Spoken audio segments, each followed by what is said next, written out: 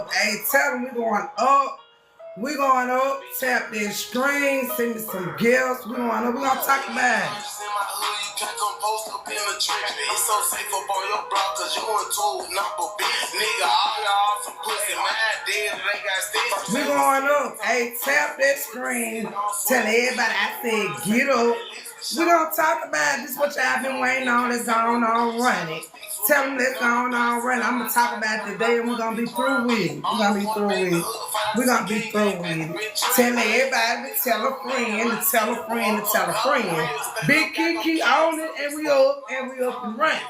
Yeah, it took me a little minute to get my thoughts together, but I'm here. I'm here. I'm here. He buried in that yard, or they buried in that cemetery, buried in that grave. Every shot I send, it hit someone. We gonna go on run. We gonna go on run. We hit niggas in that shit. Head top, headshot, bitch. I'm known for giving out head. Cause I know y'all been waiting on me. I know y'all been waiting on me. I know y'all been waiting on me. I know y'all been waiting on me. And first and foremost, I want to apologize to all my TikTok supporters. I apologize. I know y'all been waiting for the interviews, and I apologize for the postponement. But I'm here to explain why and just basically where I've been. It's been a lot going on. You know, behind them interviews, it's a lot that went on. But first, we're going to start off and we're going to talk about, you know, where we at this fuck girl NT fuck girl TV where we keep it real whether we being messy or not. And being real and got me in a lot of stuff, you know, but it's nothing I can't handle. So first, I want to talk about how was Fuck Girl ENT created and founded? It was found by me, myself, Keke the biggest of them all. Whether or not y'all think I'm the biggest or not, I know what I'm capable of, and I done stirred up the pot, you know. I done stirred up the pot, send me some gifts and tap their screen. And it started when I lost my job. I lost my job, I was working at a chicken plant, and I sued them for playing with me. So when I sued them, I didn't realize I had a mental issue going on, you know. It was a lot of things that job brought to me, and I sued the job. And I suffer with bipolarism. I suffer with a lot of different mental illness behind that job. So when I got done and I sent out and I thought about it, and the paper wasn't flowing like the paper supposed to be flowing, I sat down and I thought about something that I like to do and something that I can make money off for. And I decided to come up with my own podcast. At the time, I didn't know the name of it. I didn't know what it was going to be about. I didn't know nothing. I just knew I wanted a podcast and I wanted to talk to others. And tap that screen, send me some gifts. So, there's a lot of things that's been taking place on the app Clubhouse where a lot of my supporters may be, or you guys may have followed me over there or followed me from there. There's a lot of things been going on. And some of my TikTok supporters may not have known that these interviews that I've decided to do amongst myself, they're based off of true events. They're based off of true events. They're based off of true things, true situation. And in the process, my podcast got put on the line to get sabotaged. And we're going to talk about that. The next question that I asked myself that I thought that my supporters would like to know is, how long did it take for me to get things in motion with my podcast? And once I sat down, I took off with the Kyla Webster, about the $20. That was my first interview. And I think I did quite well. And from there, I went on into Clubhouse, which is another platform that I be on a lot. And I use different situations on there to bring it to TikTok. Tap the screen and send me some gifts. And we're going to talk more about the inside scoop of what's been going on, because we got to move further from here. We got to move further, and we just got to go ahead. You know, it's bigger and better than what's been going on. So, yeah, I thought that those interviews will kind of move things along, but it kind of put a steep stop to it. So that's why I'm here now explaining to my guests and my supporters. I don't like to call y'all fans because I'm a fan of myself. I'm a big fan of myself. And I think that the people that's on TikTok that's been following me, I have a lot of followers. I think you guys are due to know what's going on. The purpose and the plan for Fuck Girl ENT was to hear each side and to get to know the social media content creators even more. So, and that's how I came up with the Fuck Girl ENT.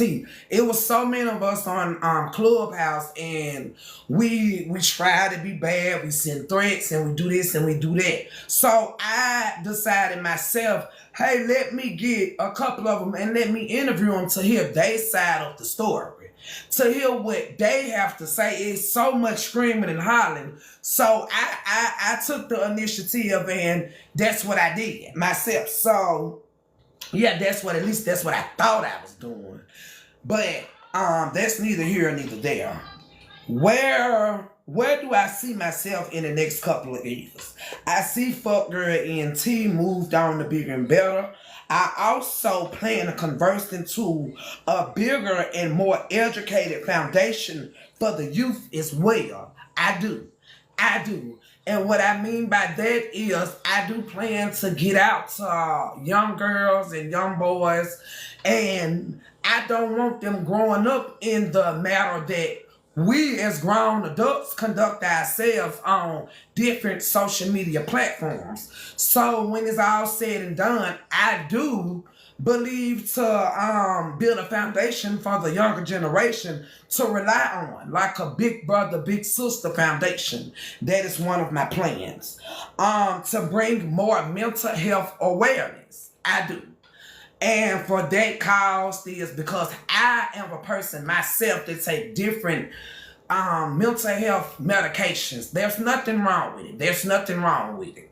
And I think once I do open up about that, if you'll go watch my interview with Kyla, you can follow me on YouTube at Keke the Biggins, and you can also get clips of that interview on my TikTok. She also had a mental health issue going on. So I think the more I open up, the more I can get others to open up. I do think there's a lot of people out there that need help dealing with these mental health issues that we carry on in life. Bring a safe haven for young women like myself who have experienced different issues such as DHR. I want to be able to, because there's a lot of us on Clubhouse that have experienced DHR experience, whether or not they want to talk about it or not. I believe that I can bring a safe haven to where those women, we need counseling after the DHR. We need counseling. Our kids need counseling. And I believe I can bring more awareness to that. So people with drug addictions, I have experienced drugs of my choice or my own, and I do think that I can reach out to others that have different drug addictions. I do. Anger issues and so forth. I do. Anger issues is a part of the mental health awareness that I was trying to bring awareness to. So we're gonna talk about how to deal with our kids. When we're done with Fuck Girl ENT, we're gonna converse into a big organization that is not just for mix. This is just how we started. What is on the agenda for Fuck Girl ENT in the future? That's another thing. I know y'all been waiting on Dookie Jones Part 2. Dookie Jones Part 1. We had a special guest in Dookie Jones Part 2 where she explains her part, and she had a lot to say. We got a special guest there too. And I want you all to be able to experience that, because I do think that would be a nice interview. But I couldn't do that interview unless I mentally prepared myself to get past the things that I've experienced. So if you go follow me on YouTube and you will look at the only male interview I hosted on Fuck Girl NT. Me and that person experiencing some differences. And the differences came in doing, I tapped that screen, sending some gifts. The differences came in doing when I turned my air off so that you guys can hear me. So it get a little hot because I get a little excited when I get a little emotional. And I do admit that this interview may get a little emotional because I have experienced some emotional things. I'm human, you know, and I know that people want to know. That's why I brought it to TikTok so that y'all can see me and look at me when I'm explaining these things, and you guys can know that these are my real feelings. These are my real emotions. So during the last interview I hosted with, hold on a second, give me another second. The last interview I hosted with Alexis Streeter and Dookie Jones, I had a venue that this interview was hosted on. And at this venue, there was a charge to get in to see the interview. And it was a 2-for-1 interview. The interview with Alexis Streeter and also Dookie Jones. So the week of the interview, Tootie, I did an interview with her. That was my second person that I interviewed. Her and the third and fourth person, they were all into a little altercation. There's things been going on. If you've been following those interviews, you'll know what I'm talking about. If not, I'm going to need for you to go watch them so you can get the backstory on what I'm talking about. I can't go into more details than I'm going. I'm just going to speak on what I want to speak on. So go watch the interviews and you'll know. But Tootie, Alexis, and Dookie, they don't communicate. Alexis and Dookie, they don't communicate with Tootie. So during Alexis and Dookie's interview, I had different people. There was arguments going on. There was threats being made. Tap that screen, send me some gifts. And there was a lot of things that I didn't approve of. The Friday of the interview, that morning, we were on a Clubhouse app, and I didn't want the person I was interviewing, I didn't want her to lose a voice. I didn't want a lot of things. I wanted her to respect as if this was a real TV show. I don't think people took it as serious as I took it. So I dropped Tootie out of a room, and she was let back up, which is okay. The person who let her up, I knew exactly who it was. I feel like my podcast got sabotaged right that moment. That moment is when the disrespect took place. If you can kind of feel where I'm coming from. The disrespect took place when I asked that Tootie don't get let up, and she got let up.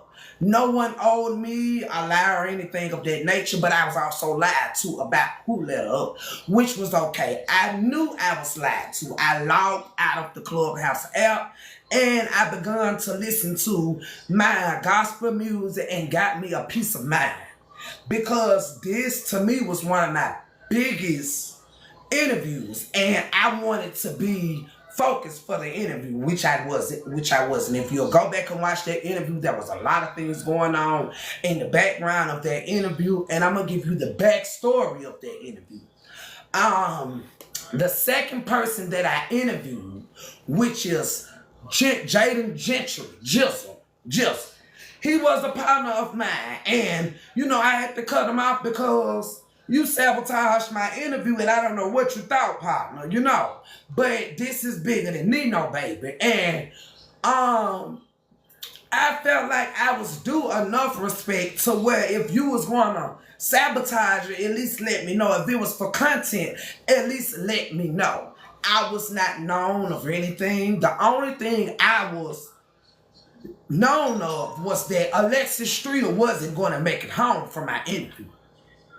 I don't know what was planned on going and planned on doing to Alexis Streeter, but I know in my heart I wasn't going to let it go down. You get what I'm saying? I keep it real on these interviews, and I'm going to keep it real with myself. So the Keke in me, the realness in me, It wouldn't let me, no, baby, no, boo, I ain't no, I ain't no fuck girl now, and you ain't gonna play me like that. So I felt like I was being played like a fuck girl. I do.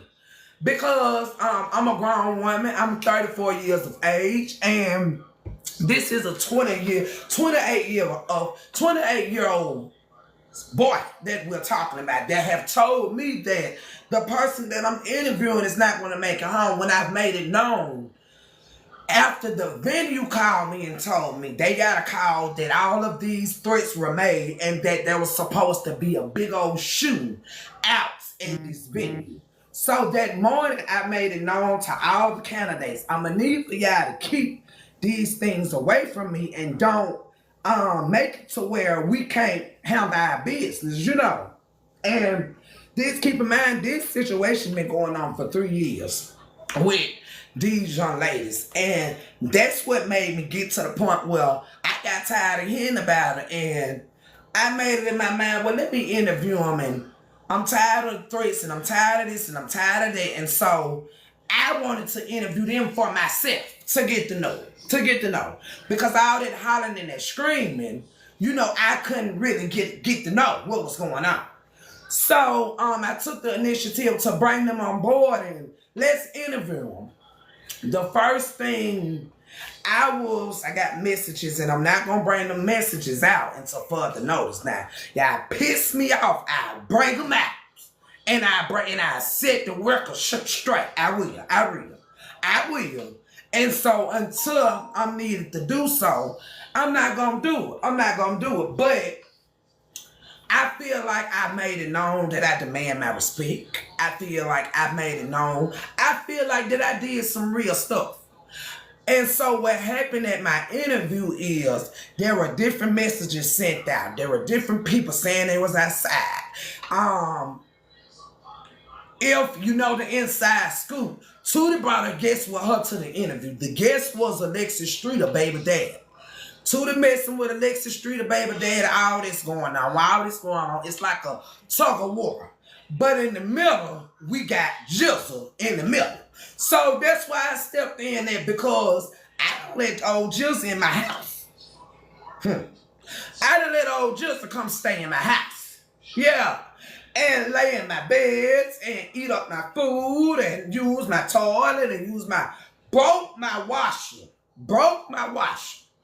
And so this is a person, I think, if no one owed me loyalty, he did. And so I think there's no way in God's green that Britt 2 times and nobody else should know what's going on behind the scenes of my interview. So at the interview, we did get into a little spill because the outs of the interview was on his phone. They was on his phone, and I got the phone and I picked it up. Now, the people on the other line of the phone was Tootie. While we interviewing, waiting on Alexis to get there. For one, Alexis didn't get there on time. She didn't get there on time. She was a little late. And which is okay. I ain't mad at you, Alexis. I'm glad you got there when you got there, baby. Because, girl, they was trying to get you. And I'm so glad that you able to wake up this morning and breathe breath in your body. Now, for my out-of-towners, and we're going to get to that, why I was so mad. We're going to get to that. Let me slide this over, because you know what goes on when I lean to the side, lean with a rock with it. You know what I'm saying? So, at the interview, before Alexis get there, you got Tootie in the parking lot. She done came up there after she done said she gonna shoot Alexis in the head. She done came up there still to my interview, which is okay. I let that go. I told him to go on from up there in the parking lot, because I'm trying to run a business here, y'all. I'm trying to do something for me and mine. Y'all might don't care, but I I care about what I got going on. My son was there. And he was one of my supporters, so whatever y'all had going on, I didn't want y'all to involve me in mine. Tap that screen. I didn't want to wake up the next morning and hear about y'all. I had got all kind of messages from Tootie saying what she was going to do. But that's fine. I never in a million years thought that the person who act like they support me, act like they motivate me, tell me they love me, tell me I'm doing a good job, but the whole time they feeling some way in the inside. And the whole time they trying to walk these folks to the door to get done whatever they got to do. They got to do. And you know, it really, cause I'm gonna say what the fuck I want to say. Hey, I don't care. Let me make this. I don't care how nobody feel. If you feel mad after this, that's your business. That's your business. You ain't real. You might need to go get you some juice or something and drink it and make you real. I can't help that y'all ain't real. I can't help that I ain't no fuck girl. Y'all ain't gonna make me be. It don't matter what kind of drugs y'all say I done used. None of them drugs ain't turned me pussy. None of them drugs ain't turned me into a fuck girl because all the plotting they did, y'all, they plotted. They plotted. They even went in Alexis Street of Cop. If you follow me on follow me to Clubhouse, we might have an after party on Clubhouse. And they took pictures of a car. They went in a car and they took pictures. The Don and Jizzle. So that morning when I got up, all this had went on. First of all, we had to end that interview and go to another location. When we get to the other location, that's when Jizzle, the man, right here, show me what he done did. Like, I'm gonna condone and you doing this. I don't respect that, baby. I don't respect it. And I ain't gonna act like I do. It's nothing that's gonna make me respect nothing that y'all did. And that's why I went live. Because I want y'all to look me in my eyes and know that ain't nothing P about what you did. I don't respect y'all. Y'all PR, y'all definitely pussy. Yeah, that's what I think. I think y'all definitely, and I'm drinking a little, so, you know, and I done got overexcited because I done got a little emotional because every time I talk about it, it pisses me off. And I think y'all was very pussy for doing what y'all did. I do think that. And I think I would have been even more a fuck good if I would have let y'all got. Because see, on Clubhouse, we get content and we take it day on today. So if it wasn't be for Big Keke, that dirty car would have been taken on to today. And we 4 days in today. We 4 days in today. And so we would have been still talking about all that ain't got nothing to do with, and all of it at the end of the day was because someone hated me out. I took the initiative. Ain't nobody gave me nothing. I do, and doing these arguments, it been so many came out, but I ain't doing no more, no less than the regular female doing. If y'all around here giving it away for free, that's your business. Keep giving it away for free. There's a fee on Big Keke. Yeah. So I ain't mad at none of that. Tap that screen, send me some gifts, because this is how I get paid. And I took it upon myself to, I think my TikTok supporters, that's what been going on over there on Clubhouse, my supporters. And so the venue that I had doing my interviews, I don't know if I'm going to be able to do them there anymore. They done messed up my name. They done tried to. I don't know if I'm going to be able to do them there no more. You know what I'm saying? I don't know if I want to do them there no more. So Now I got to work on finding me somewhere else to do these interviews. But no matter what, no matter how, I'm going to keep on pushing. I'm going to keep on pushing. There's nothing and nobody that's going to stop me. You get what I'm saying? It's nothing and nobody is going to stop me. And I mean it from the bottom of my damn heart. I mean it. I had a couple of things that I had to show y'all. I had a couple of things that I had to show y'all. And so, I had a couple of things that I had to show y'all. So we're gonna go right here. This is one of the interviews. This is the interview of the guy who sabotaged who tried to sabotage my podcast. Who tried to sabotage my podcast. And you know, I've said and I've thought about it and I've thought about it and I've thought about it. I heard the question get asked, how did it go from my brother this to now it's my brother dead? It go from that real quick. When I allow people to move into my domain and you show me, you give me your behind the kiss. You know, it's not quick. It's not slow. It go in the blink of an eye. It go like this. So don't question me because I'm human. Don't question me because I'm human. And anything I said, I meant it. I put up with a lot. And I was left with a mess that I gotta fix. Me and TikTok, the followers, and nobody else can't fix it. My door key. I sleep not knowing where my door key is. Somebody took my door key. He took my door key and thought it was funny. So right now, I don't know if I locked the door, but I don't know if a person plan on using the door or not. You know what I'm saying? So I sleep on faith. Imagine you not knowing when somebody can come in your house. Imagine you going to sleep and any little sound you hear, you clutching, you doing this, you grabbing for this, you grabbing for that. Imagine what my mental like.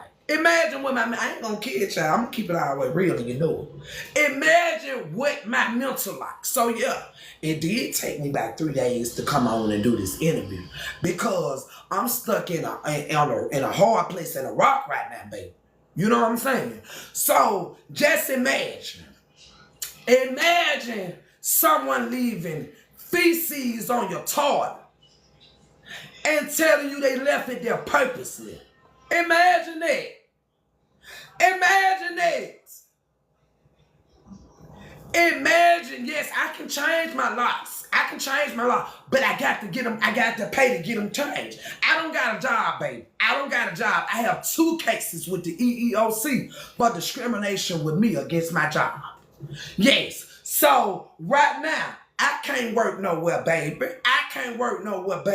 I'm getting the high. I'm not mad about that though. So my Cash App is probably in the comments, I'm pretty sure. And I mean, just your support is all I need. But you know, I make ways. Like now, I might put some up to the door, I might not.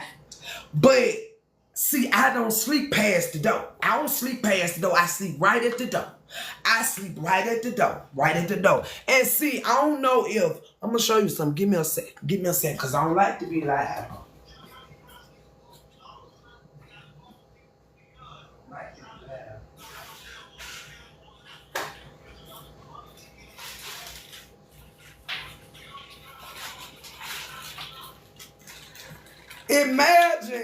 Imagine this is my bag of meds. So I take Seroquel. I take a lot of different medications, baby, that I don't even like taking. And I need them right now doing this week. But imagine you got to take them in the daytime because You got to be on it at nighttime. You can't sleep that hard. So, let me show you, baby. Because I take these medications and I'm supposed to take them, but I don't like consuming my body with all this medication. I don't like consuming my body with it. I sleep too much. I sleep too much. So if you wonder where I've been sleeping during the daytime. This is one of the pills. You know, if I bite a piece, if I bite one piece, it knocks me out. It knocks me out.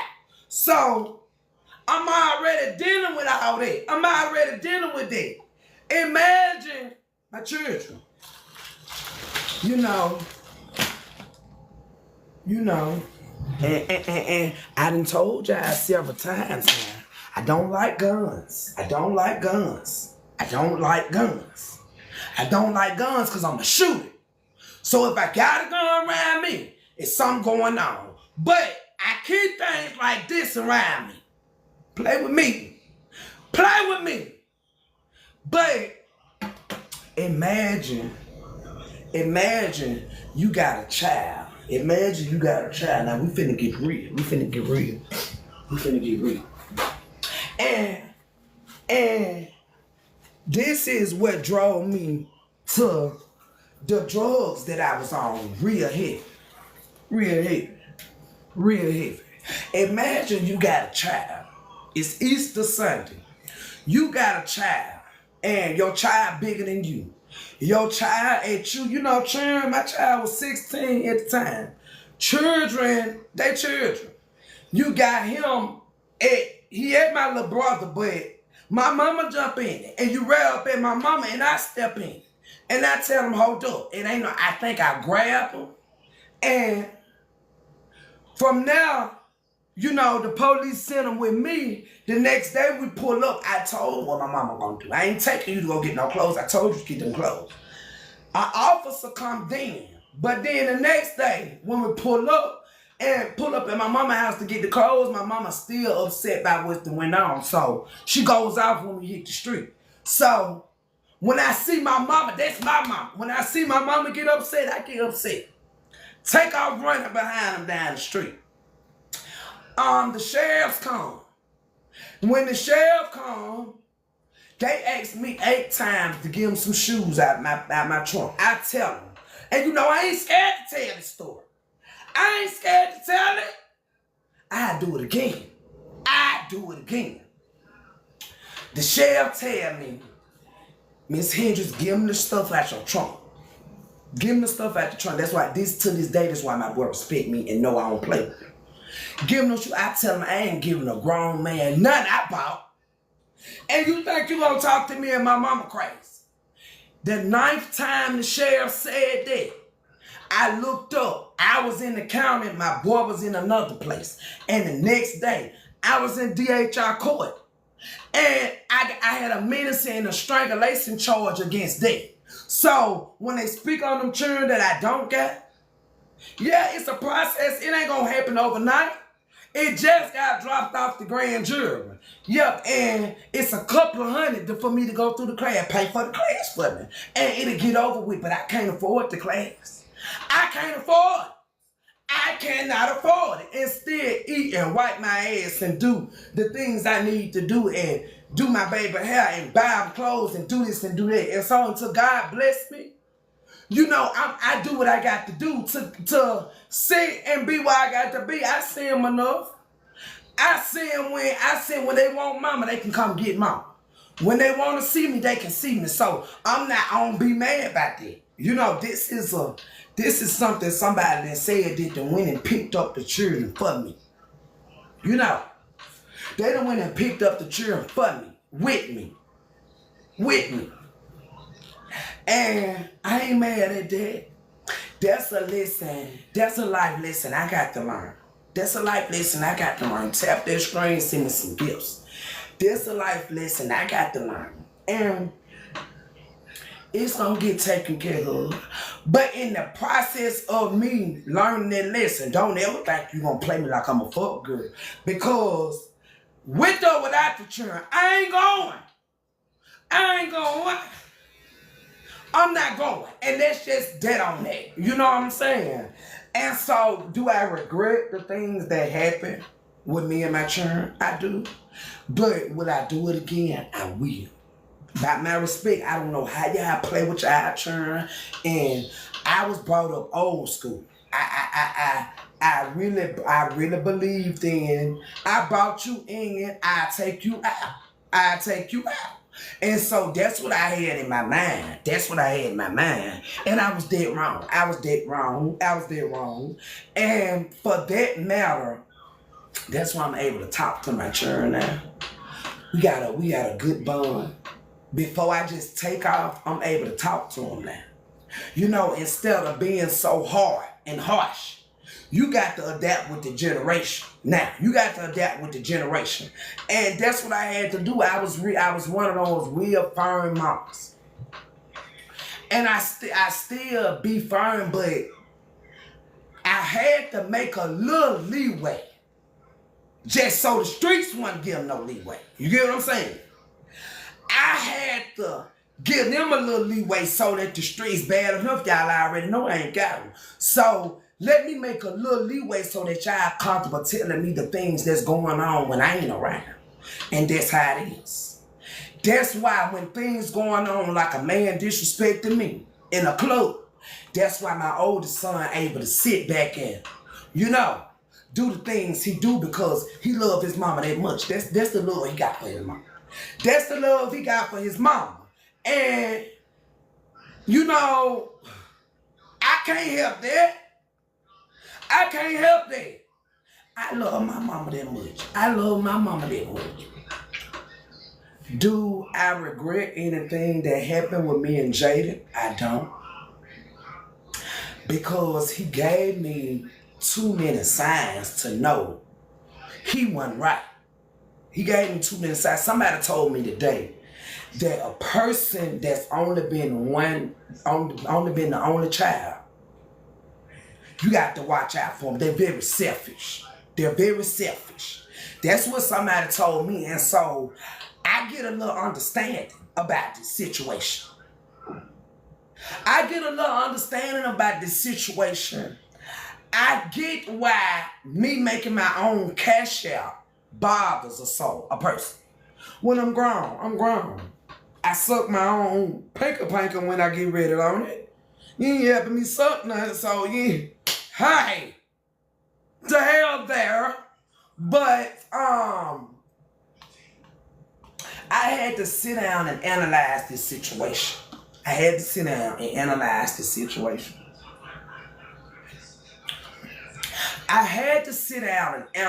myself.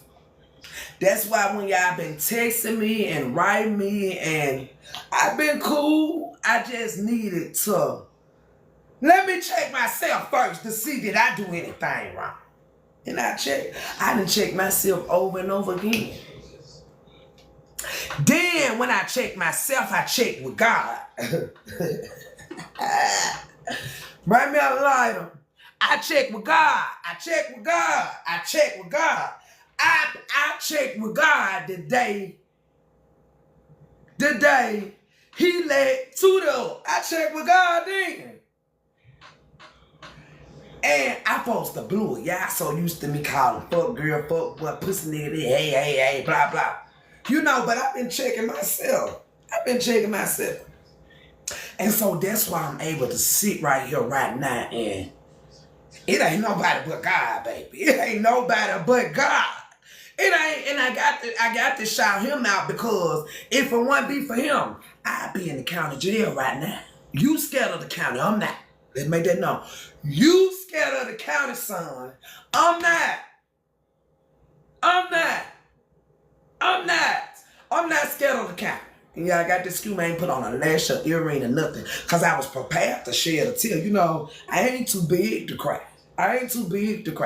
Because I said some shit that I didn't want to say, but I had to say it. If I ain't said, who else was going to say it?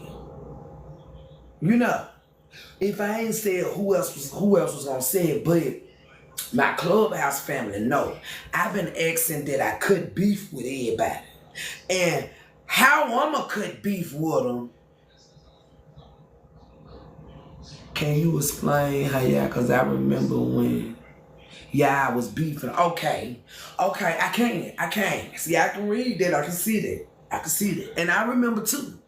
And we went beefing, you know, I just had put them and tell him I know it's no head when I hear one. That's what I had told him, I never forget. You talking about them beat her room, baby? Cause that's what it was. And so, hold on, let me like this, baby. Hold on, baby. Now you can hear this the stove. Yeah, that's the stove cutting on. You know they say the gas off and this and that. But that's the stove. K24HENNY on Cash App. Because I need my locks changed. And I can't really entertain y'all on Clubhouse so I keep my business. I've been trying to handle business. So, how we got close is Muck. Lucretia. Muck, I don't know. I think they was going out to eat or something. And you know, I already didn't like being around people. Muck had called me and persuaded me that this was a good cat. This a good dude. You know what I'm saying? Yeah, this was an alright dude. I think Muck had hollered at him on the landlord low and the veto note and to tell him to stay up out that mix. So from there she had conversated with him and she found, I guess she thought there was a good cat. Now Muck, that's my partner. And this who I'm hollering at. This right the time my homegirl had bought one of my medications. And she had brought him around me. And at the time, I don't even think I said much because he was doing all that hollering and screaming in the goddamn car. And I think by me and him staying so close, Muck would drop him off. And at the time, I was going back and forth to my job handling business. I need somebody to ride with. Muck didn't want to ride, so I ended up picking him up. And from that, we got a little close. It was like a homegirl. I always had hung around dudes. You know what I'm saying? It was like a homegirl. It was like a homegirl. At the time, I was saying, I don't know if y'all remember. I was talking, there was a girl cousin he used to hang around. Y'all probably think that I just threw the HIV and the AIDS up in there, but no, I didn't. There was a girl cousin of his that him and Black Corey used to go over her house. I used to tell them, hey, put her on the phone. I want to speak to her. And I asked her certain questions. If y'all remember, it was something about the HIV medicine came up at Ed's house. I don't know if a lot of y'all new to this and ain't true to this, so y'all might don't remember this. But I had kind of gave the cousin a little short interview. I was on him, and I think because he knew he couldn't get one over on me, you know, I had stayed up all night telling him, hey, I used to tell y'all, hey, be quiet. Listen to the background. You know what I'm saying? Can y'all hear me? She said no sound. I don't know what you got to do, baby, but they hear me. Okay, they can hear. Okay. But yeah, it was a cousin in the background. Whoever that cousin is, don't mess with him because she got mad because he was outside her house with a girl one day and she just came out there and was going out. That's the story I got. But I asked about that cousin during the time we was hanging together because I wanted to get closer to her and I wanted to ask her some more questions. I didn't forget.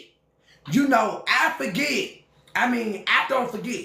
I may act like we got past that and don't bring it up, but I never forget in Vito room. She forced to FaceTime the cousin with the AIDS mess. The cousin never did. He called saying it was Ed medicine. And that was the time him and Ed supposed to have some relations or whatever. I never did get to the bottom of that. But now since I'm hanging around this person, my mama did adapt to him. He was cool. He was cool. That's not the first homeboy I done had that my mama adapted to.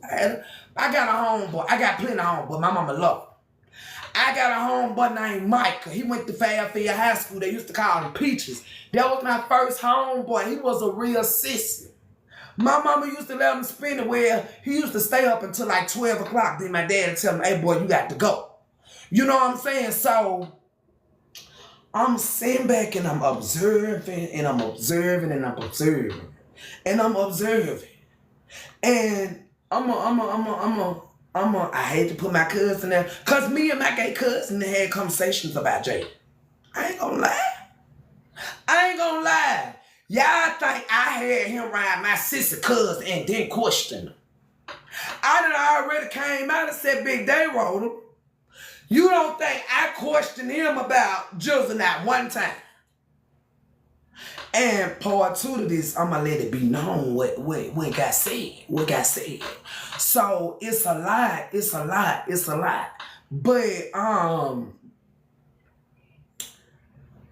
the experience I experienced with him and the women, the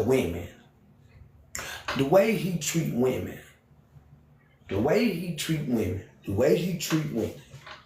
dog y'all out. Ice Braid Shay, I love you, baby. You a good person. I love you, boo. Iceberg, I love you. All the women that he ran across, because if y'all noticed, he was cutting y'all off. I was still reaching out to y'all. It's several of them. Because I didn't like how he did you. It's one of them, and she back with her baby daddy. Y'all know what I'm talking about. I don't like the tutor bring her up. Juicy ain't did nothing. Juicy always contact me. Juicy been got up out of there. Juicy got up out of there doing the herpes allegations. When he admitted to having herpes, whether or not he was trolling or not, that girl kept writing me. She wrote me over and over again. Was he just playing? I didn't know or not. Like I said, he keep his hand in his pants. And fuck what my face look like, you know, that ass still clap, and I done caught that fuck nigga looking my way. So I done question why that bitch, what's up with that bitch ass nigga? I done question when Black Corey over. Me and Black Corey laid down on the same bed. We have. But if I wanted him, I would have did something with him. But I didn't question when he come out to me how you watches me. So I sit back and I watch everything. I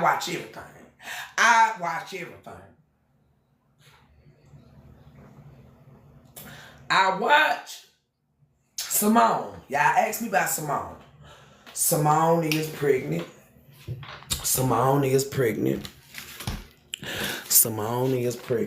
This is the ultrasound. Simone is having a little girl. She is. Simone having a little girl. I don't know what y'all can see it or not, but Simone having a little girl. And Simone been left over there with the little girl in her stomach. Why? So I know y'all remember the DHR situation with Shay Garden. I know y'all remember how furious I was about when DHR got called up there to that girl apartment. I was very furious about that. It kind of hurt my heart. It kind of did. It didn't bother him. So I think Simone love her children more than anything. Simone made a choice between this nigga and them. She already have 4 little girls. This is about to be the 5th little girl that she's going to be with. She made a choice between this nigga and her children. That's trying to tell her about her children. but ain't helping her with her children. You get what I'm saying? And me and some of my people that's in my circle, we didn't have these talks. He tried to redirect my mind from a lot of people. And I put it out there and so when you redirect my mind, we hop back on the app.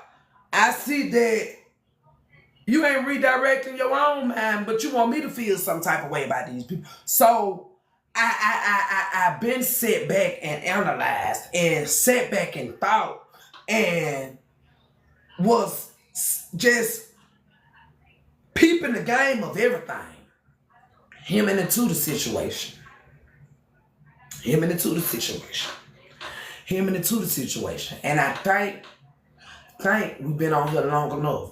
That'll be part 2. This fuck girl NT, fuck girl TV. Hey, y'all, get back with me. I'm coming back with part 2. And I'm going to speak my piece. Y'all tap that screen and send me some gifts. And I see y'all for part 2 of this interview.